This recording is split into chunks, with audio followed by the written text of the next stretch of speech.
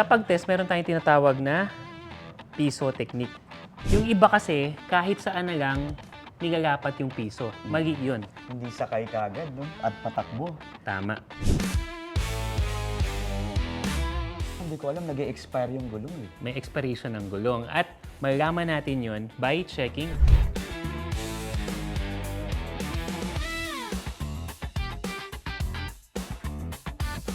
Mga kamanibela, alam niyo ba kung ano ang dapat i-check sa gulong ng motor bago, habang at pagkatapos bumiyahe? Alamin natin yan with motor ni Juan ng One Premier Moto. Kuya Juan. Okay, Brian. Nagkita na naman tayo. Oo nga eh. Usapang gulong naman tayo, Kuya Juan. Gulong naman tayo ngayon. Sige. Oo. Meron mo palang dapat i-check bago, habang at pagkatapos magbiyahe? Yes, actually, for the safety, kailangan yung stages na niyan bago tayo mag-ride, habang nag-ride, saka pagkatapos mag-ride. Ito check natin yung gulong natin bilang yan ay isa sa mga importanteng component ng safety natin kapag gumagamit tayo ng motor.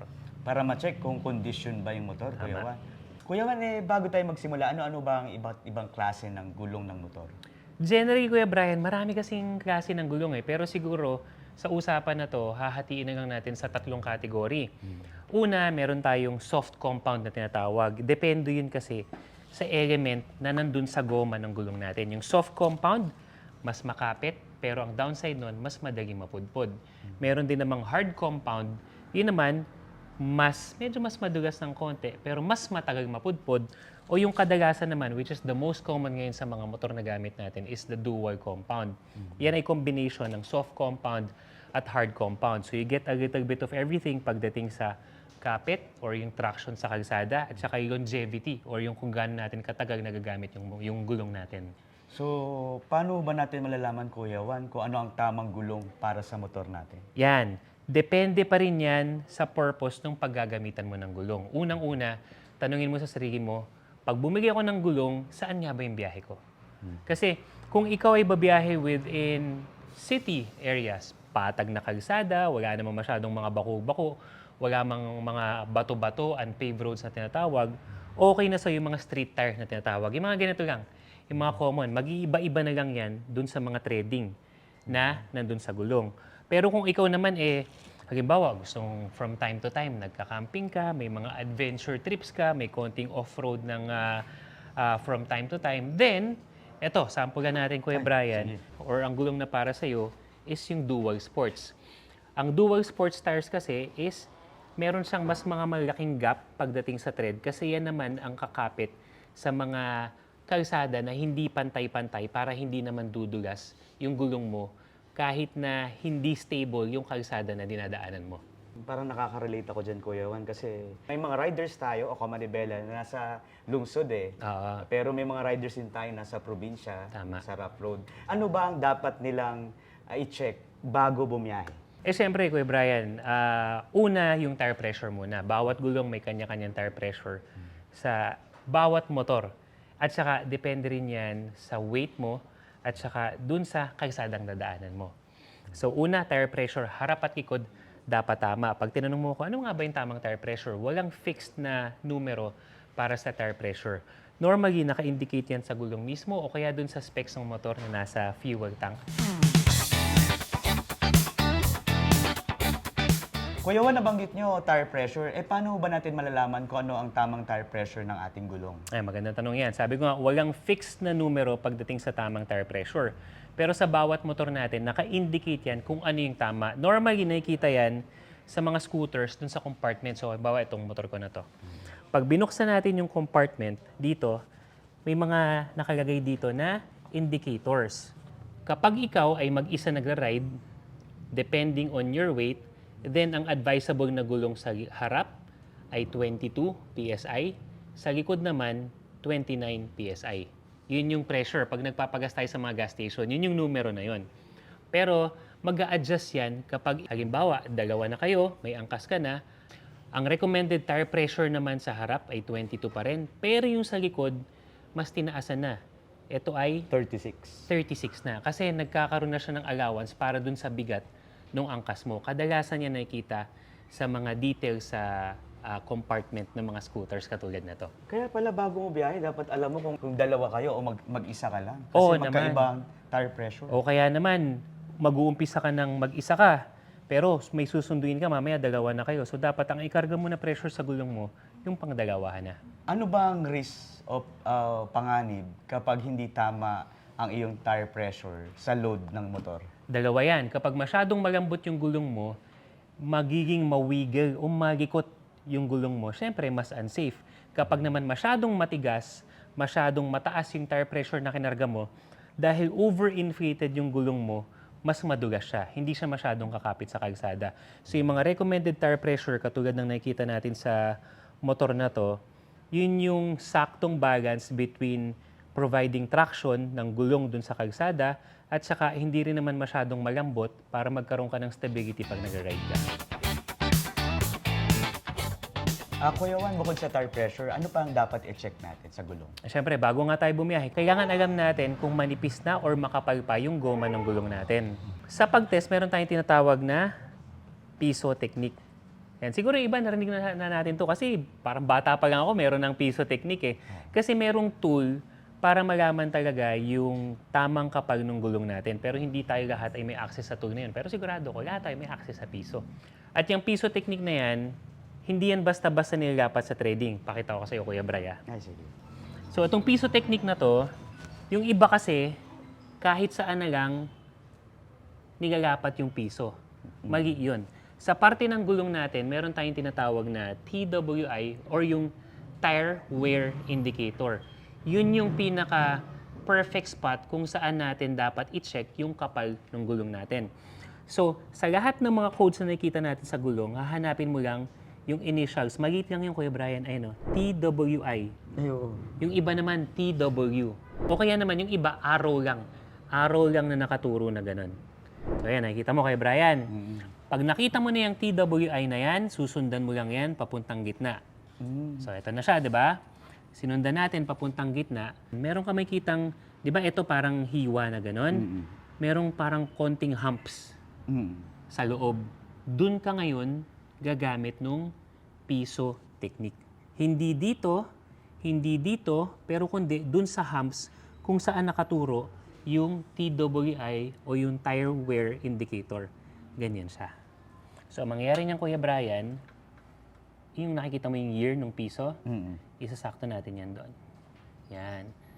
So, dapat sa piso technique natin, pag ang year ng coin mo ay natatakpan or lumulubog dun sa TWI section natin, ibig sabihin makapal pa yung gulong. Pero kapag yan ay nakaangat na, kahit na makapal pa yung ibang parte ng gulong mo, ibig sabihin ng yan, pagitin na siya.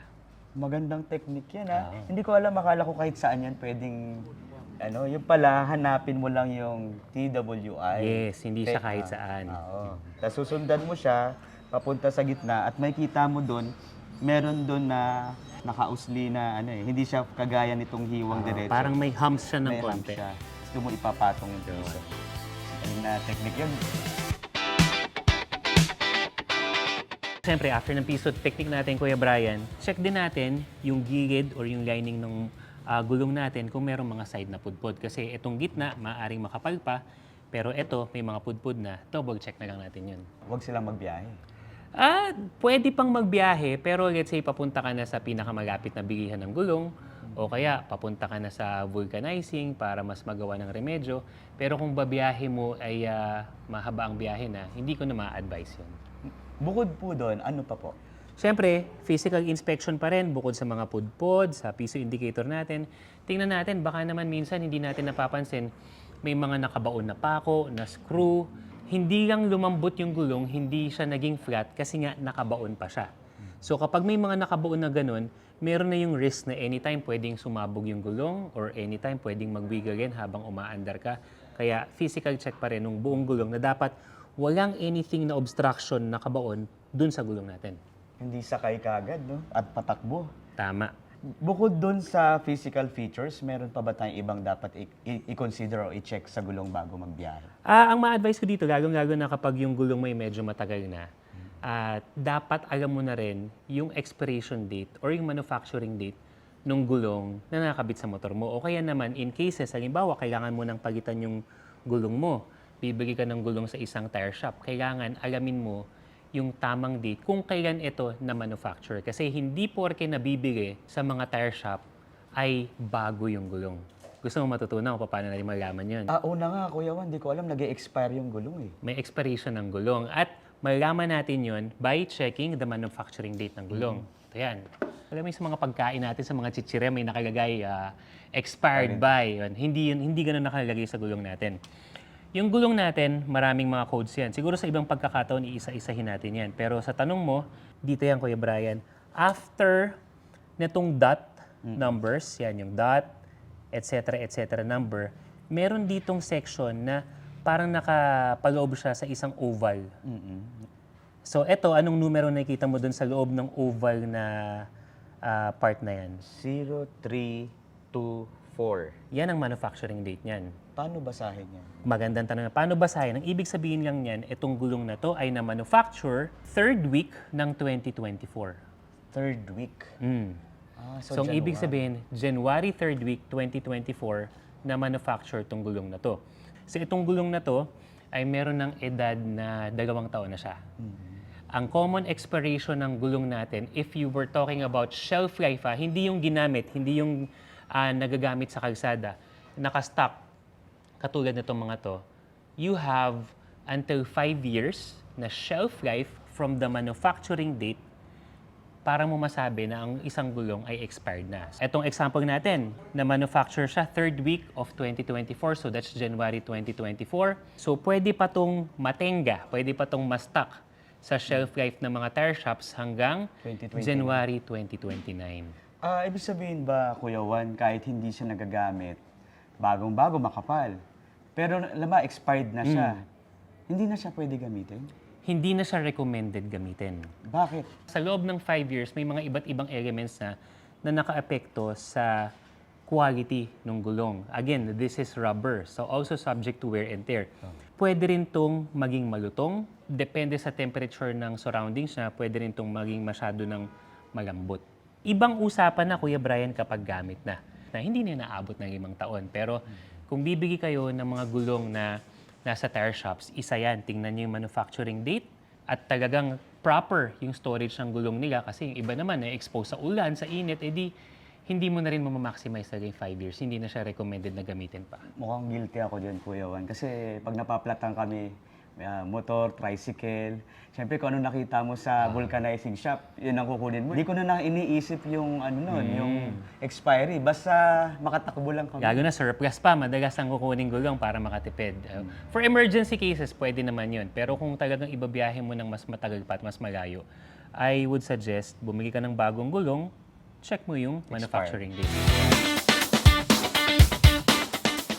Kuya Juan, ano naman ang dapat i-check sa gulong habang bumabiyahe? Una-una, Kuya Brian, stability. Remember, bumabiyahe na tayo, so more or less may idea ka na kung anong takbo ng motor mo. So the fact na merong konting wiggle kang nararamdaman, wag mo nang ipagmamaya pa kasi gulong ang usapan yan eh. Tumabi ka na para magkaroon ka ng visual inspection dun sa gulong mo. Pangalawa naman is the handling. Bukod sa stability, dire-diretso yung takbo mo, swabe lang, pero kapag medyo nagumigiko-giko ka na, parang merong, minsan yan kapag hindi tama yung pressure ng gulong, parang may kontra. Hirap kang imaniobra yung manibela mo kasi hindi na tama yung tire pressure mo. Hindi lang basta hirap dahil malambot yung gulong, pwedeng masyado nang matigas yung gulong, kaya sobrang konting kabig mo lang sa manibela, kumakabig na. So baka sa ibang corner ka na mapunta nun. At saka pangatlo, yung speed. Again, by this time, alam mo na kung anong performance ng motor mo. So kapag bumibirit ka, nag-gas ka or nag-throttle ka ng motor mo, at nararamdaman mo yung parang mabigat, alam na mga riders yan, yung mabigat, isa sa mga reasons nun is baka malambot naman yung gulong mo. Na kaya siya hindi nag-accelerate ng tama kasi nakabagsak na yung goma ng gulong mo. Flat na. Kaya kapag yung tatlo na yan, merong parang something is off between stability, speed at saka handling, tabi ka muna safely para magkaroon ka ng inspection dun sa gulong mo. Kuya Juan, pagkatapos naman bumiyahe, short man o long travels, ano naman ang dapat nating i-check sa gulong? May mga ilang bagay yan, Kuya Brian. Check mo pa rin yung tire pressure mo para alam mo na sa susunod na biyahe mo, ready to go na rin yung motor mo. Pangalawa, check mo na rin, magkaroon ka ng visual inspection. Meron bang mga naging hiwa? Meron bang mga natirang mga nakabaon na mga pako, na mga tornilyo, na again, kadalasan yan, hindi yan basta-basta ma-flat, pero the fact may nakabaon na dyan, risk na yan na pwedeng sumabog, o kaya pwede kang ma-flatan anywhere, at risk na yung safety mo. At saka, linisin na rin natin lagi. Kasi, lalo-lalo na pag dumaan tayo sa mga putik, mga mapuputik na kalsada, yung mga residue niyan, at yung mga putik na yan, kapag natuyo sa gulong natin, nagiging element pa yan at magkukos na kung bakit mas dudulas yung gulong natin. Kasi, instead na yung goma, ang naka-contact patch sa kalsada, ang nangyayari yung putik. So, konting tubig-tubig lang. Di mo naman kailangang sabon na lahat yan eh. Konting tubig lang, tanggalin mo yung mga residue para in case lang na kailangan mong pumiyahe ng nagmamadali ka, alam mo, yung gulong mo, ready to go na. Kuya Juan, after natin ma-check, ano naman ang signs na palitin na yung gulong? Base sa visual inspection natin, check natin kung may mga parts na inaupod na. O kaya yung iba nga sobrang sumasagad. Kita niyo yung ply. Yung ply kasi yung mga parang maliit na alambre, visible na siya. Pagdating doon, palitin na. Yung iba naman, nakita mo na may mga nakabaong pako, tornilyo, tapos nagpa-vulcanize ka na, yung natapagan na. Kahit na proper pa ang pressure ng gulong mo, lalong-lalo na kung babiyahe ka ng malayo, palitan mo na rin yung gulong. Kasi meron ng risk na yung gulong mo, pwede na yung ma-flat ulit, sumabog, kasi yung integrity ng makeup ng gulong mo, hindi na siya buo. At saka gaya nung nabanggit natin sa ibang video, yung tread wear indicator, manipis na. Yung piso technique natin, nakita natin, hindi niya na naitatago. Yung year nung barya natin, manipis na yung goma, pagitin na rin siya. Meron bang mga consequences, Kuya Juan, pag ang gulong mo hindi siya fit for travel? Ang primary consequence talaga dyan, safety. Yun ang pinakamalaking posibleng mangyari, maaksidente. Huwag naman sana. On a lesser degree, imbis na maginhawa ka na lang, let's say, papasok sa trabaho mo, pupuntahan ka kung saan ka man pupunta, imbis na maginhawa kang nakabiyahe, mahahassle ka pa. Ang problema niyan, kapag inabutan ka ng flat tire, nasabugan ka ng gulong o kung ano man, tapos walang vulcanizing shop o repair shop sa paligid mo, mas malaking hassle pa. Imagine mo, kung 2 hanggang 5 minuto na iti-check mo yung gulong mo, makakasave ka ng ilang oras na mahassle ka kapag na-stranded ka dahil lang sa flat na gulong. Speaking of pagpapalit ng gulong, meron palang direksyon yung pagkakabit ng gulong, yung kung saan ang tamang ikot. Meron yan. Yung iba kasi na mga tire shops, hindi na nila iniintindi kung saan ang direksyon. Ito yan, Kuya Brian, nakikita mo, meron siyang arrow, yan, papunta dyan sa direksyon mo, na naka-indicate rotation. Ibig sabihin, pag itong gulong na to ikinabit, ang ikot niya, pag ganito. So, hindi mo siya pwedeng ikabit ng pabaliktad, tas ganun pa rin ang ikot niya. Kasi, pag sinunod natin yung proper direction ng pagkakabit ng gulong, may kinalaman yan dito sa ating mga threadings. Hindi to design talaga. Itong mga threadings na to, nagpa-pass through siya ng, let's say, puddle of water, mga medyo basang kalsada. Ang purpose niyan, hinahawi niya yung tubig sa ilalim ng gulong mo para yung pinakagoma magkakaroon pa rin ng contact patch sa kalsada kahit na medyo matubig yung dinadaanan mo. Kaya dapat tama yung direksyon ng pagkakabit mo ng gulong. And thank you po Kuya Juan sa pagbahagi sa amin at sa ating mga kamanibela ng tips para maingatan ang gulong ng motor bago, habang at pagkatapos magbiyahe. Baka may kilala kayo na palitin na ang gulong. Share nyo naman tong videos na to para sa kanya, para iwas disgrasya.